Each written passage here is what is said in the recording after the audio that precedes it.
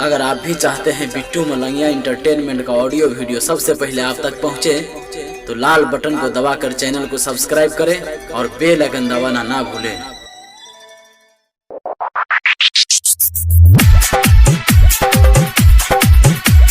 अखन अपने सब सुन रहा छी बिट्टू मलंगिया इंटरटेनमेंट के।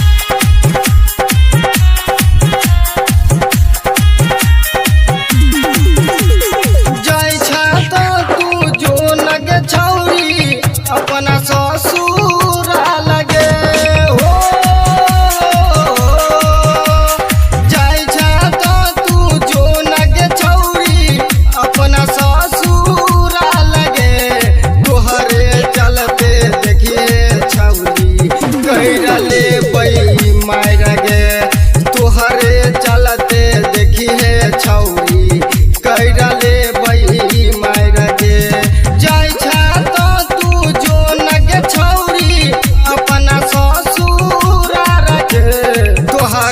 चलते देखिए जान कहरा ले बई मार गे तोहरे चलते देखिए जान कहरा ले बई मार गे। Vindhyavasini recording studio Delhi. DJ Bittu Malangiya, DJ Bittu Malangiya, Madhubani Madhubani.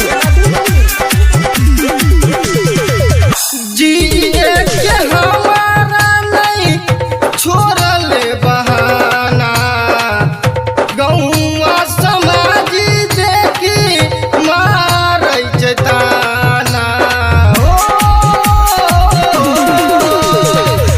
जिए हमारा नहीं छोड़ले बहाना गौआ समाज देखो मार ताना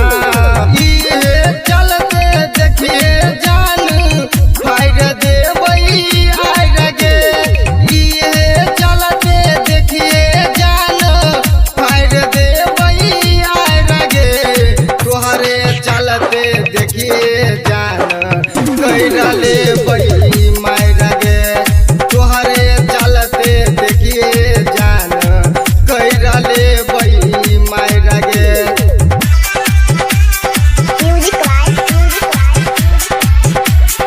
राजा राजा मलहनिया बाजार मिक्स बाय बिट्टू मलंगिया। कहै छलियो बात के हमरा सुनल नहीं पूरा सोचल सपना जान रहल अधूरा हो कहै छलियो बात के हमरा सुनल नहीं पूरा सोचल सपना जान रहल अधूरा इहे चलते तोहरा छौरी संजित रखतौ बन के इहे चलते तोरा छौरी संजित देतौ बन गे तोहरे चलते देखिए जान कहरा ले बहू मार गे तोहरे चलते देखिए जान कहरा ले बहू मार गे।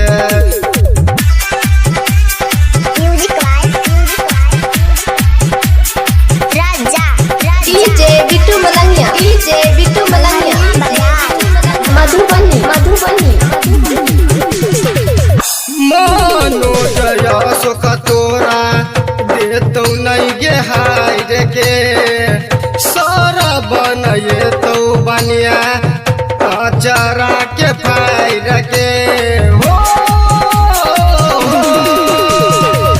मनोजय सुख तोरा देतौ नहीं गे हार के सारा बनये तो बनिया आचारा से फायर के जे कोई बीच में ये तो जाना ओकरो देबौ तार गे जे कोई बीच में ये तो जाना ओकरो देबौ